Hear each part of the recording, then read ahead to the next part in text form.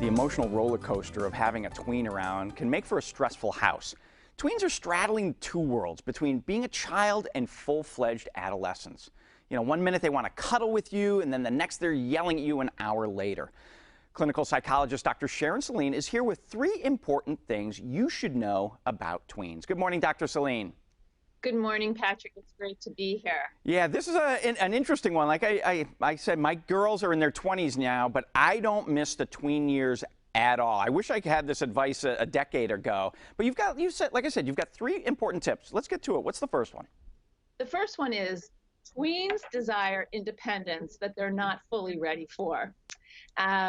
Middle school and early adolescence is a time for stretching their capabilities and learning to do things on their own, but they often overestimate their capacity for independence. They may not be ready for the do-it-yourself attitude that they actually wish to project. Middle schoolers frequently overestimate their capacity for independence while simultaneously trying to navigate what separateness and connection feel like. It's a constant game of push me, pull you. Sometimes they pull you in for comfort and support. Other times they push you away unpredictably and unkindly.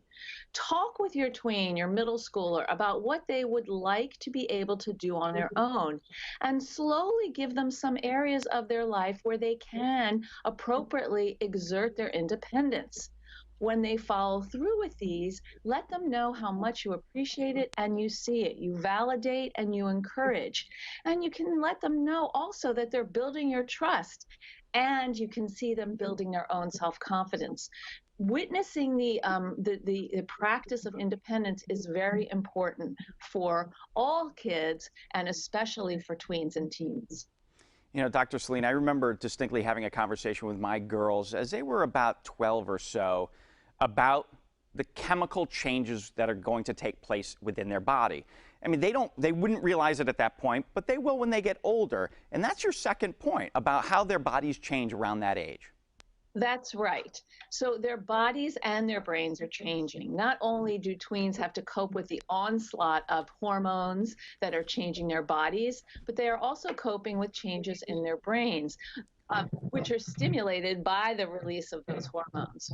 With puberty comes this neuronal process in the brain, the neurological process called pruning, where the brain starts to discard connections between neurons that seem unnecessary to the child's current and possibly future level of functioning.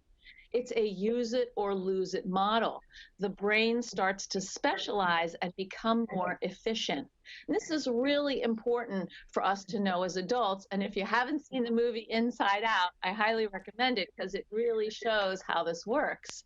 Kids also move into a new cognitive stage, one where they start to think more abstractly, apply reasoning, and use hypotheses to solve problems.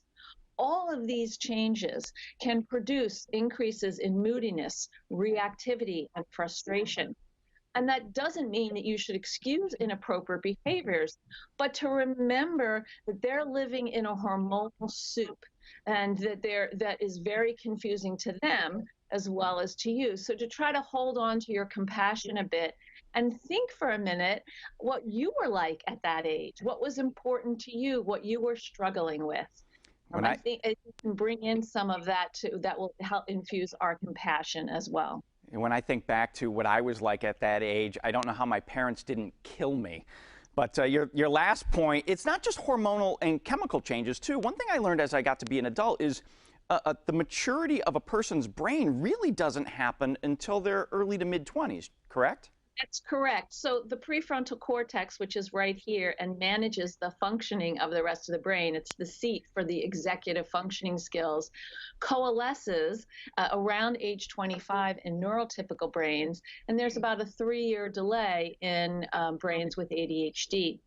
So this prefrontal cortex matures over time, and tweens just do not have the matured prefrontal cortex yet to help them navigate all the complexities of daily life.